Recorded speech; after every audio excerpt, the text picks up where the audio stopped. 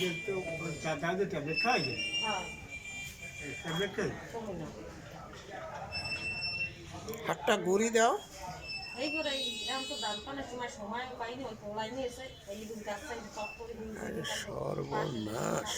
আর এই কয়েকদিন খায় না, কচু মচু আদি যদি এইসব খাই দিন না কোনো ই না, একবারে কচু না ঢেঁড়স না, ওই যে জিনিস সে অ্যালার্জি আছে ওই জিনিস খাওয়া যায় না, খাওয়া যায় না একবারে স্যার এগুলো দেখুন।